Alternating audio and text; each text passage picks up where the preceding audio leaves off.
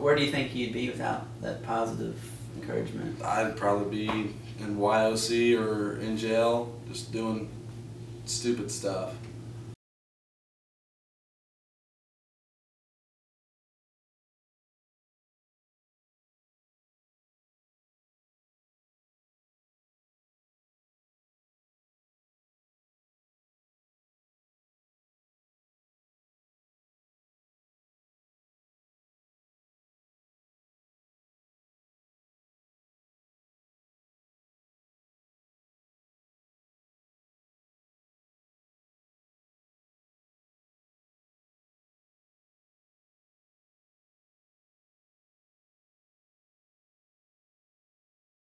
My name is BJ McKay. I live in Muncie, Indiana, and I'm a big brother. I grew up in Erie, Pennsylvania, and I lived in a kind of middle-class family. Both of my parents, my mom was a teacher, my dad was a general manager of a paint store, had my sister.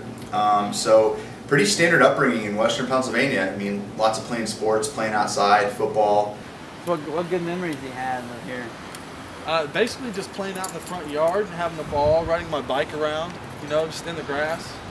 My mom, she didn't really let us out in the street much, of course, because of traffic. But basically, and had some friends that lived around. We just played basketball wherever we could, just ran, hoot and hollered.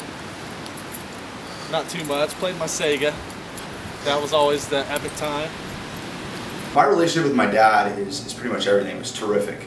And he was awesome. I mean, picture a guy that if he wasn't at almost every event I've ever done in sports or otherwise, he was coaching. So right there, but there in a real supportive role, helping the other kids, not one of those like hands-on, make sure my kid gets in the game kind of dad, but just he wanted to be present. And where was your dad? I actually met him for the first time last year. So that was a bust all the way. What do you say to your dad? You meet him for the first time. Hey, I'm your kid? No, I just, I walked up to him, and then I was like, hey, I'm Josh. And he was like, hi, nice to meet you, Josh. I was like, yeah, I'm your son. And then he just said, oh. And he was like, well, why don't you grab something to drink, and I'll meet you downstairs. We can play some pool. And then we played pool for a couple hours and just hung out. So. Do you still see him anymore? No. He, I tried contacting him a couple times, called him, texted him, never got back to me, so. First impression of Josh was just, you know, it was, I think, positive is the best way I can put it. I mean, Josh is a real smiley, kind of go with the flow, happy kid at the time, and you know, I could tell he was excited to meet me, and it's always this kind of nerves where it's like, you're meeting this person, hey, I'm going to be your mentor. So actually, this is where we first, I believe, started, he started picking me up every Tuesday. We met every Tuesday, and then we eventually did every Tuesday and Thursday. And basically that for 4 years, just almost every week. And then when he had to go away on business, I'd miss him that week. And we just, the best time I ever had was just going over to his house and just having fun there, play football. And then I'd go play football with all of his friends and everything, which was what I loved. I mean, I never had a father figure or any male role model. I mean, we had a stepdad for a little while, but he left as soon as Bills came. After I'd been with him for about 6 months, like, because the kids don't tell you much about what's going on at home because they meet with you to have fun. They don't, like, at first it's not this, you know, dump of, hey, here's all that's going on in my home life, help me. It's just, it's not how kids are wired. They just want to go have fun. Sometimes they want a distraction, which is hugely valuable. But at that point I kind of got a sense when I couldn't get a hold of Josh sometimes and I couldn't find him, and then I just hear stories. And then there was one time I went to, he was big into WWE, like the wrestling, and they were coming to Muncie. And I like called this sponsor for our company, was like helping put this together, and I said, hey, can I get some tickets? We got like really good tickets. And I was going to surprise him, hey, we're going out tonight. You know, guess what we're going to do? He's like, what? I'm like, we're going to go to WWE Raw tonight. He's like, oh, that's crazy. I go to pick him up, he's not there. This was back in Earthstone, and my younger sister, she actually called the police on my mom. And well, when they came to the house and everything, they picked up us kids and took us to the YOC where we stayed for the whole weekend. And we actually stayed in a cottage, was for good behavior kids. And well, BJ actually was trying to get a hold of me the whole time because we had tickets to go to wrestling. And we missed out, and that was one of the maddest moments he ever had because he was very, very, very angry. Who's he angry at? I think at my mom, just because of the situation that it was in. But that was definitely an awesome opportunity that we both missed. So. At any point in time when you started to learn some of this, as I'm sure you maybe figured out over the years, did you ever think about, this is just too much? I mean, did you ever think about quitting the program? Or I maybe even unfairly to a degree, I always point the finger at myself, and I'm always like, okay, what can you do, BJ? What can you do? And I mean, I even thought to the point, like, can I become this foster parent? Can I step up even more? Like, that's the part of me that was just undeterred. Because again, it's like having your first kid. You don't know what normal is. So I'm like, okay, great, let's get this on. I have a great relationship with Josh, so let's just figure out how I can best help him and move him through this. And Josh didn't fight me at all. And I'm a very discipline-oriented person. I may not be the funnest guy in the world in most times. And I think Josh clung on to that because he didn't have a dad around. And I stepped in, and I guess I operate more like a dad than a brother in a lot of ways because I'm much more authoritative in how I open this out. And Josh was drawn to that because he knew that everything I was telling him, I was never mean. I was always firm in areas where you're better than this. And I think that I just kept trying to find more opportunities to give him self-confidence, to raise the bar from what he currently measures himself against. Because he was measuring himself against in a valley. Like, he was measuring himself against other people in poverty, relatively speaking, trying to say, am I okay? Am I doing okay? And I'm like, no. You can be this, man. You have all the potential to do that. You just can't see it. You're not in the field of view. I'm up here. Like, this is not that incredibly hard if you can just get on these tracks. So I kept always trying to inch him up out of that gutter.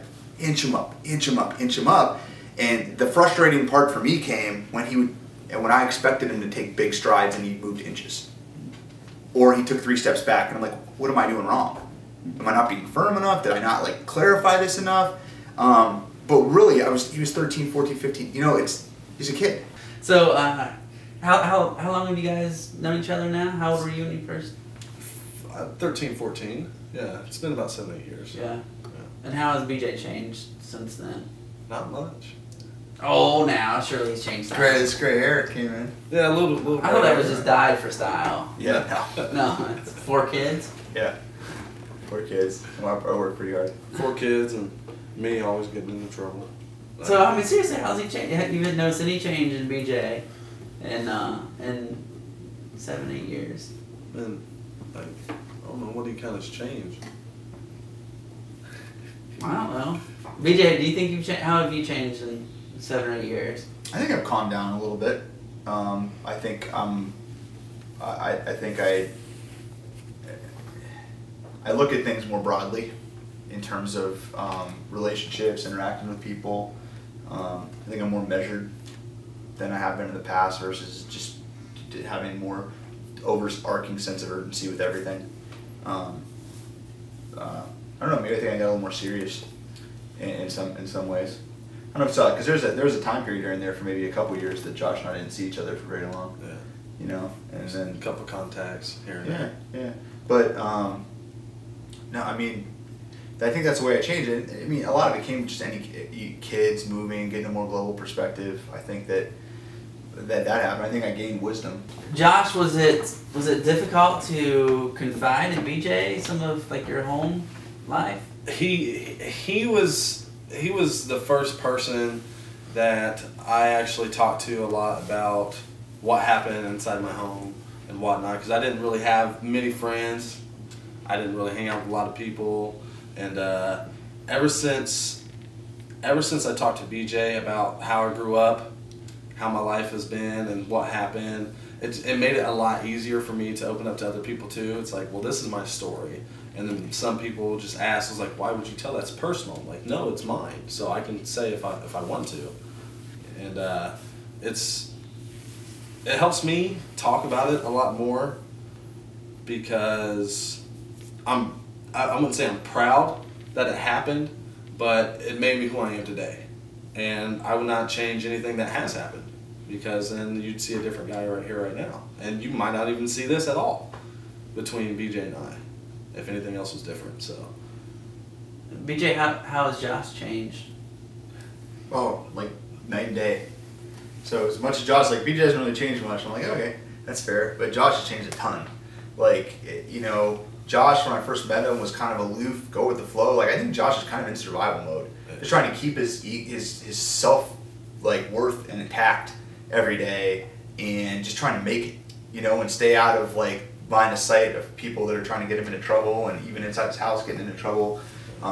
To a kid now, like a man, like, where he's got responsibilities, he holds himself accountable, he's got a level of proactivity, I think, that hasn't been in there. He's great with kids. He's been more comfortable being authority versus just having me show him authority.